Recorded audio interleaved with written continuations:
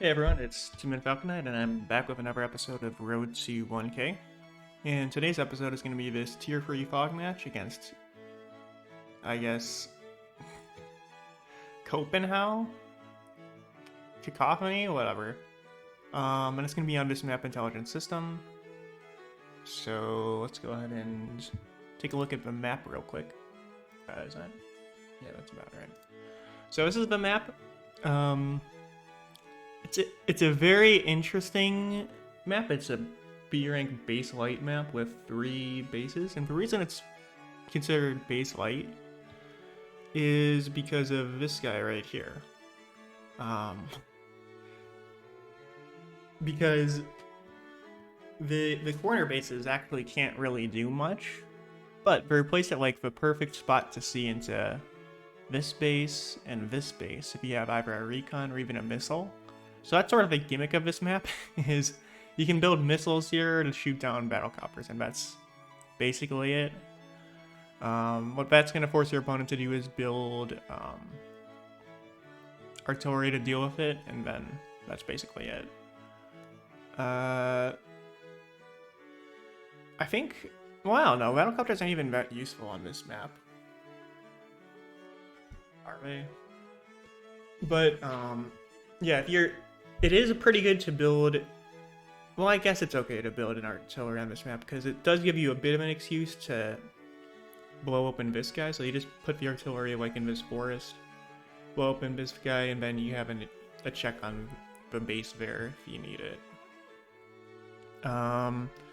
It's got comp towers in the corners of all places. So once you get something into the corners, it can be sort of difficult to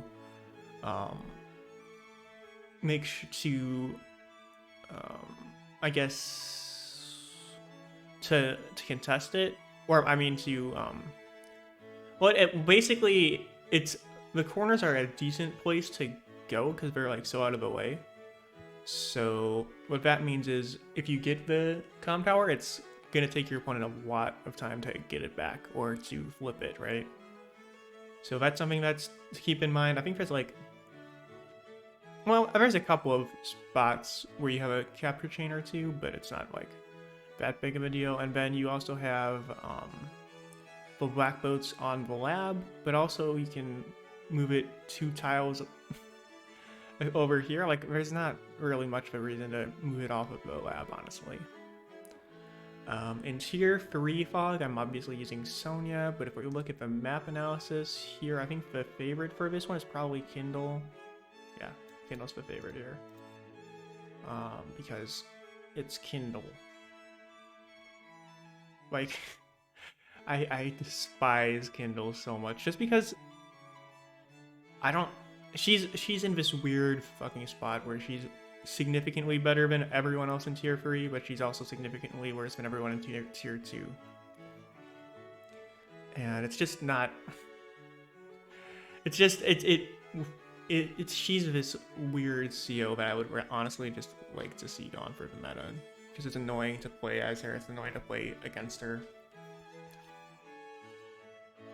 Just because reasons, but like 58%, like come on. Also max it with a 59, Olaf with a 59, Eagle with a 50. Okay, Sammy's at 40, that would be a lie, because they're eating up Sammy's stuff. But like in tier 2, right, you see basically everyone is 60, 60, 50, except for Sammy. But everyone in tier 3 is like around 50%, or about 50, Rachel's about 50. Who else is in? I guess Drake. Drake's about 50, except for Kindle, who's at 60. And it's just this annoying thing where it's just there's no reason to pick anyone other than Kindle, honestly, in most cases for tier 3, which just makes it really boring, honestly. Like, Kindle's in this weird position where it would honestly make sense for her to be in her own tier, maybe, but I don't know. Anyways, I think that's it for the preamble stuff. Yeah. So let's go ahead and get started with the replay here. So we're starting off here with a very long turnover. Okay, I'm gonna have to reload. There we go. That fixed it. So starting out here, we've got infantry moving into like all of these areas, basically. Pretty simple. Just fanning out more or less.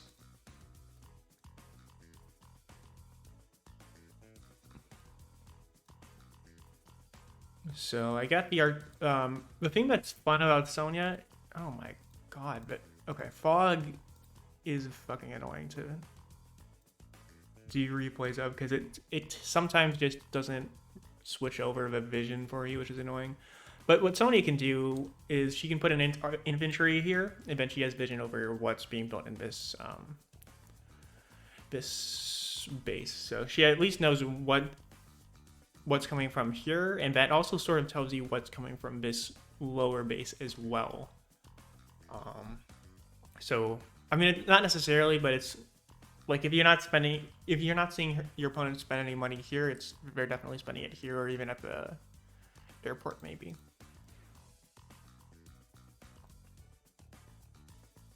So yeah, getting the airport early I think is a decent idea.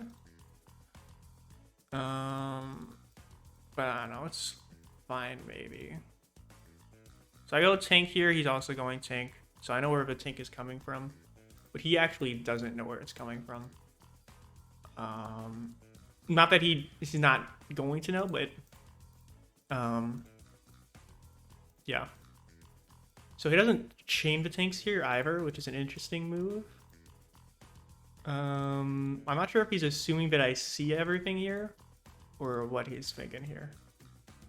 But oh no, he's spreading out his tanks a little bit. So he's I think what he's doing here is he's seizing on the fact that Sonya is a little bit worse offensively, and then he's splitting his tanks off to one for each comm tower because he knows I'm not going to have enough resources for both areas, basically. Potentially.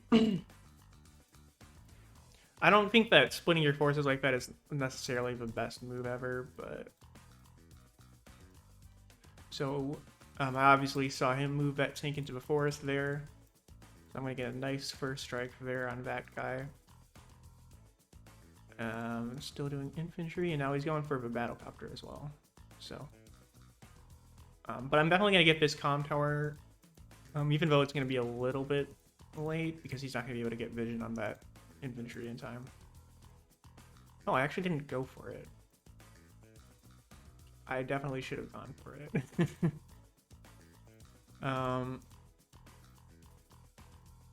So yeah, he got trapped there. I think that he was hoping to get on there in case I didn't have infantry there, but obviously I'm going to have infantry on there, so... At this point, right?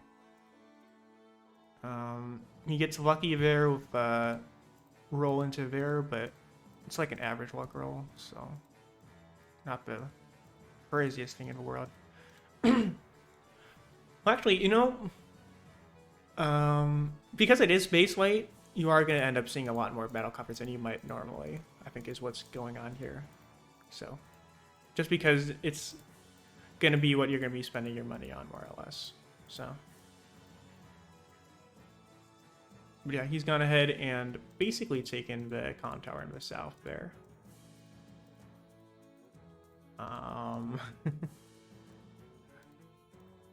So I see the infantry there. Well, I've taken out this infantry at least. And then I go for the funny meme play of grabbing the missiles here. Because this guy isn't going to be able to see into there, this guy isn't going to be able to see into there. So basically, the only way that he'd be able to see into this is if he had infantry on one of these two properties, so... Yeah. I forget if he goes... The only thing that potentially is annoying here and doesn't let you get the first strike on the stuff here is if your opponent's got just builds a tanker and recon from that base, because then they'll be able to see it. See your missiles, which I think is what happens here. Yeah. That is what happens here. So that missile isn't actually going to be able to get a shot off here, unfortunately. But I'm going to be able to seize the comm tower here and take it away from him. Moving in like that so that I'm guarding my battlecopter with my other battlecopter. But he does get the first strike there, which is annoying.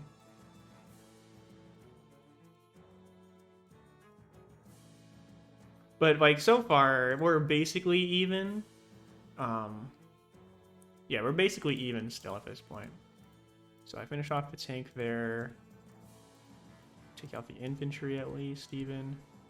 But what's annoying about this is like he's been battlecopter spamming for quite a while. And well, we'll see. So this is that 3 health. So it's gonna take the comm tower back, annoyingly here. But what you gonna do, right? Right now we're split even on properties, but I'm about to take the income lead a little bit over here. Oh wait, I wanted to go forward. I'm also sort of winning in this area, but like this, it's only like one battlecopter versus a bunch of stuff here, so. But anyways, I go ahead and pop my superpower here. So that stuff happens. I think I'm capping there. And then I basically take out as many of his units as I can possibly. That's why I went for the infantry instead of the tank there, because I'm assuming that he'll be able to just hyper repair up the tank next turn. I move in with the battlecopter a little bit aggressively. I'm not sure if that's the move, because I can see that. Oh, well, no, actually, I have my superpower up, so that is the move. That is absolutely the move here. But he does have the artillery out now, so he's going to start taking chunks out of the missiles here. Finishing off a bunch of my units here without even popping a superpower. Okay, there we go.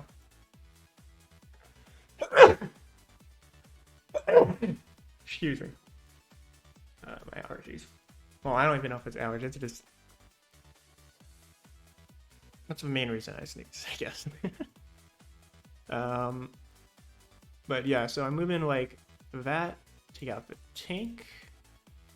If I were playing anyone other than Sonya, I wouldn't need that up at all with attack, I don't think. Let's see.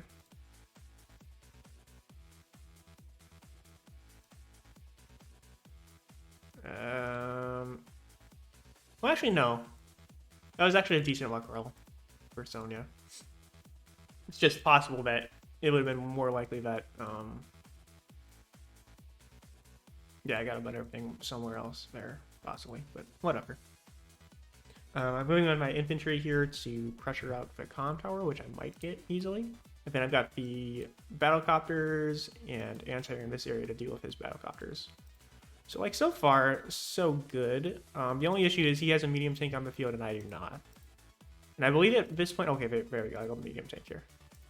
But I think for a little bit there, I was trying to save up for a Neo tank. So that is one of the issues of getting the missile there is... it does, like, cut off your ability to do some stuff there. As you can see here, I actually had a little bit of a unit count lead. Yeah, I still have a little bit of a unit count lead, but I am... Well, actually, I'm about the same on... We're about even on funds right now. So far, so good. The only issue here... And I fell back there because he's got the anti-air there. So, although...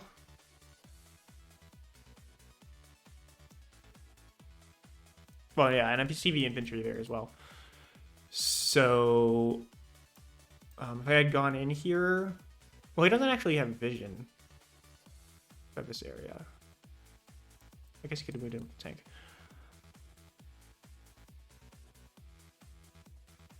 1, 2, 3, 4, 5. Yeah, I think falling back here is probably the correct move.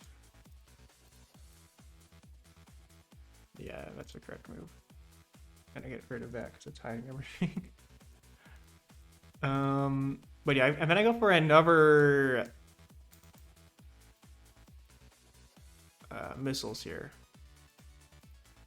which I think was a bit ambitious of me, honestly.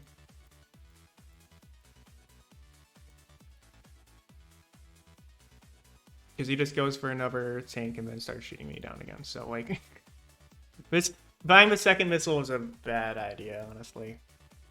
It's not even able to shoot down this transport. So I get counter break off. Strike is good, but at this point, he does have enough units in this area, specialty units, where counter break isn't going to matter as much. So yeah, that's an issue because he has anti-air in this area, and so he has anti-air to deal with the battlecopters and the medium tank to deal with the tanks, which is going to be an issue for me here. That being said, I am ahead in income right now. But yeah, he takes out my missiles again, takes out... Well, actually doesn't take out that guy yet, but he pops out hyper upgrade, so he's at full health again with everything.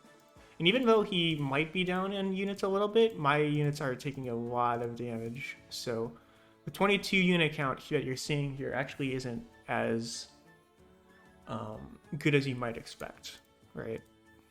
So I get the first strike on the medium tank, but look, like this is the issue with Sonya.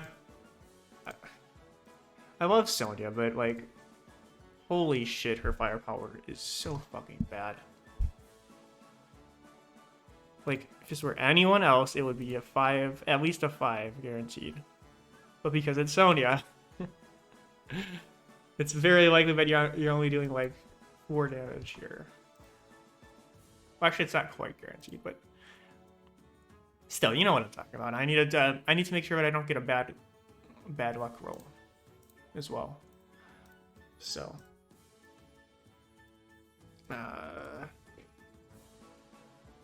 like, look at that. It's barely fucking worth it to do that. And he was injured to begin with as well. I think he was at 9 health, right? Oh no, he wasn't because of the hyper upgrade. That's right. God, that's such a dumb ability.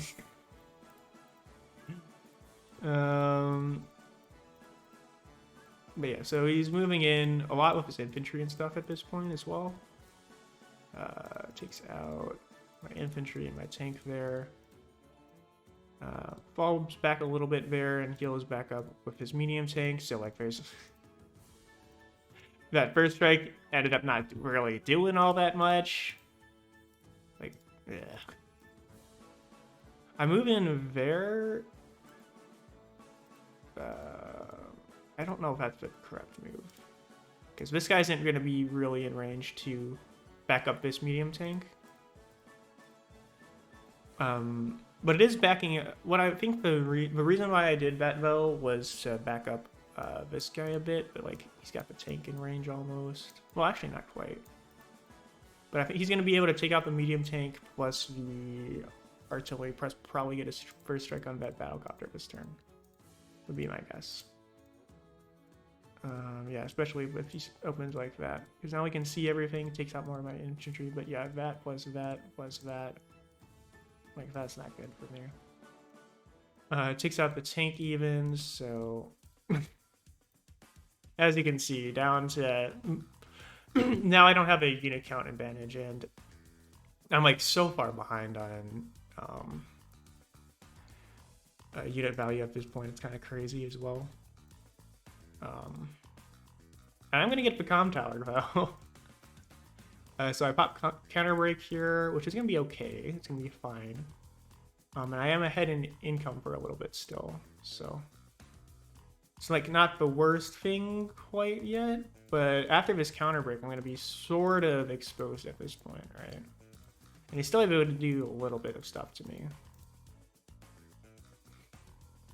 like that engagement there as well, even so. No, I don't want you to go back. So, okay, so now I get that plus I think the tank to finish off. Okay.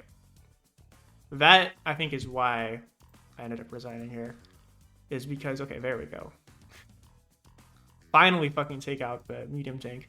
Again, fucking Sonya's bad luck coming in clutch for the enemy. As fucking usual. Look, if I had gotten those two, well, I mean, the infantry plus the anti weren't really doing too much anyways, but like, come on. And I do have the comm tower back. Oh wait, did I? Oh no, I got it. I got it. I got it after I attacked with the medium tank. Okay, that was a mistake though. That was a big mistake, man. Because I could have maybe saved this guy. That would have helped a little bit, possibly, but whatever. Yeah, so he's going in against the tank here, the infantry as well a little bit. So he's wiping up my units a good amount here. Popped another hyper upgrade because that's the other issue with Sonya is you have to manage your meter very specifically so that you basically get your Piper upgrade right before your opponent pops for super. And that's always an issue with it. So moving in like that. Moving in pretty aggressively up here. I got a Neo tank coming out as well now. But he is going to be able to take the income lead here in a second, which I think is going to be why I'm going to be forfeiting here in a little bit. Because I am like significantly far behind on unit income at this point, so yeah, like he just swarming me with his battlecopters at this point. Very annoying, honestly. He takes out another one of my missiles. So I built another one. Did I build another missile? Oh my god, why? Oh wait, no, I had infantry, so I dropped the infantry for a missile. Unfortunately for me, I think he's cycling, at this point, tanks every now and then, so that missile's not going to get a target off. Yeah, he's got the comm tower now. Got that secured. Okay, he's got infantry, actually, so... Lost another issue here.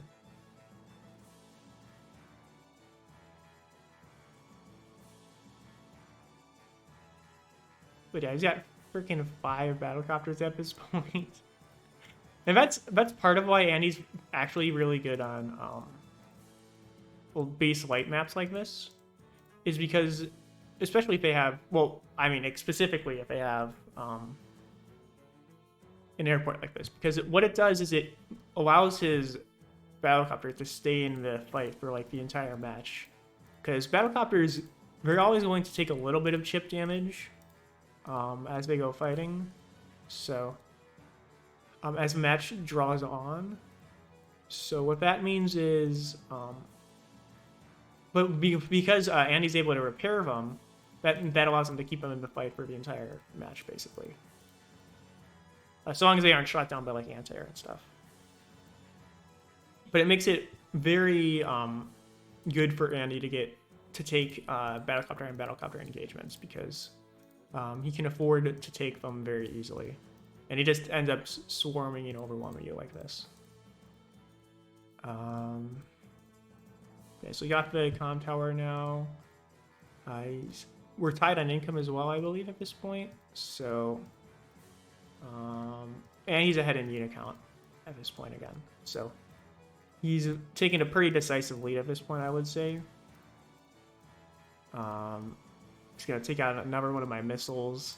Now, the thing that's decent about the missiles is they are preventing him from building battlecopters for a couple turns. So that is making it take longer for him to increase his unit count advantage.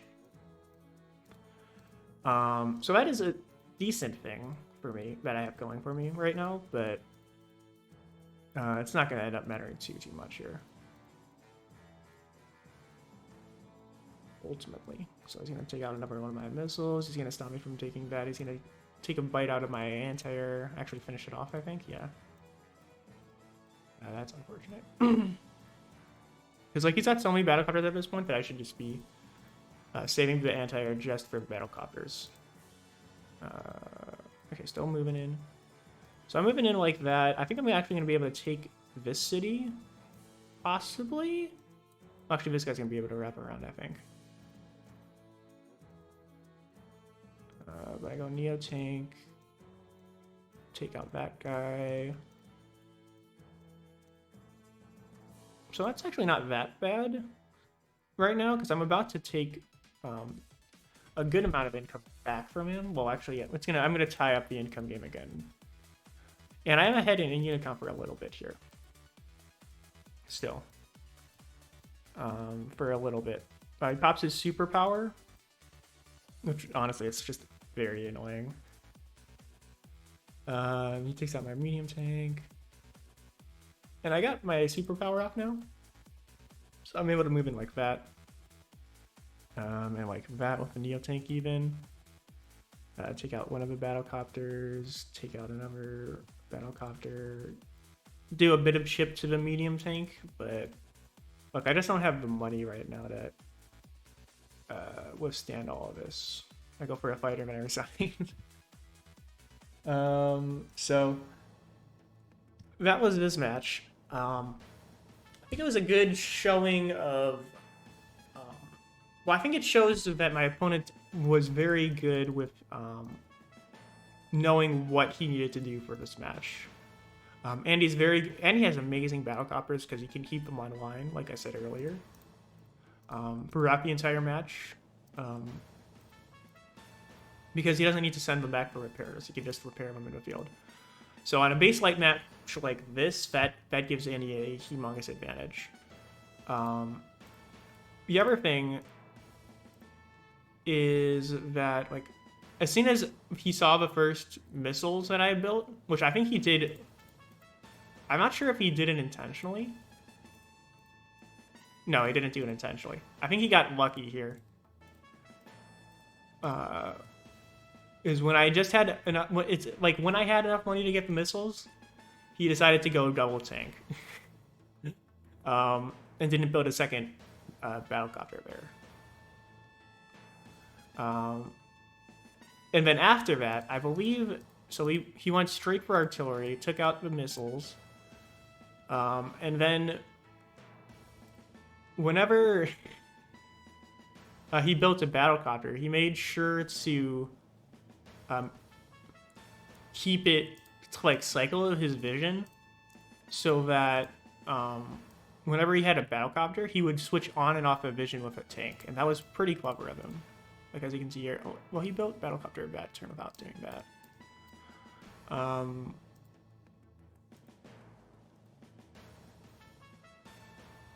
So I think that was a little bit of a... Yeah, that was a little bit of a possibly misplay on his part. Yeah, a little bit. That was a little bit aggressive, but I think for most of it, what he did was he kept vision on that base as soon as he realized that that was something to do. That I was going to do repeatedly. I think that was my main mistake, was I sunk just too much money into the missiles in the corner here. Which is a little bit unfortunate, but like, what are you gonna do?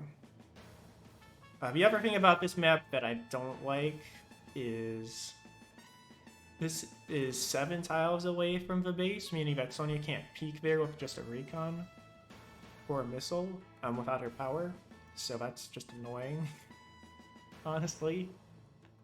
What I probably should have done was get a recon there. That way I could have seen all the freaking battlecopters he was building.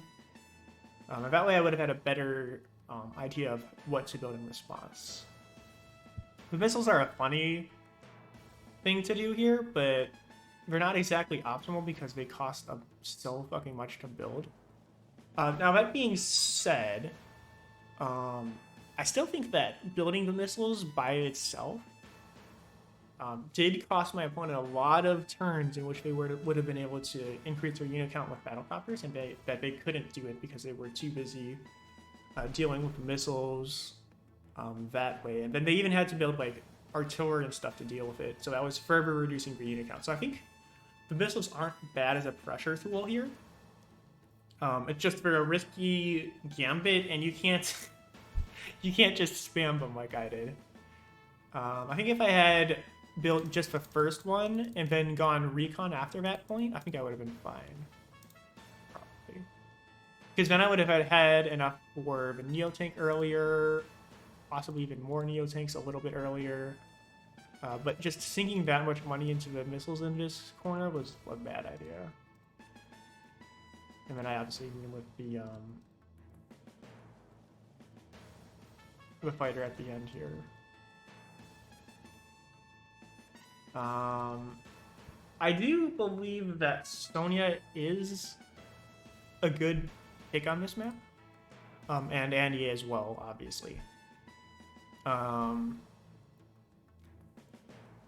Looking back on it, I feel like Drake's a really bad pick because it's base light, so his bad air unit, his bad battlecopter damage is going to be coming into play a little bit more. It's maybe a bit too big for Lash, although Lash I feel like can be useful. And then Kindle, I feel is good because Kindle is Kindle, and Kindle is busted, and the bane of my existence as well. But I think Sonya, Andy, Kindle are the picks for this map. Probably, I'd say Kindle, Andy, Sonya in that order is optimal. Although, to be fair, actually, to Drake, this map is like, it's pretty big, but considering that he'd be getting Typhoons all the time, that's actually pretty good for Drake. So I think Drake's also pretty good because Drake pops Typhoon. That means that you have to deal with that, right? As Andy, like you can heal it off as Andy, but the fuel thing is something that you need to build like an APC or a 2 for, and that cuts onto your land's unit count even more than normal. So, although you can, I think that's something you can get past pretty easily. But, anyways, that's about it for today's match and episode. Let's go ahead and look at where we are at in terms of the schedule here. So next week's match, it's going to be Sammy versus Andy in High Funds. So that's going to be a thing. I'll bet we've got Sammy shenanigans going on for us. So please stay tuned. Well, I guess do go ahead and tune in for next week for that one. If you enjoyed, go ahead and like and subscribe and all that other nonsense. And I will see you guys again in the next one. So goodbye.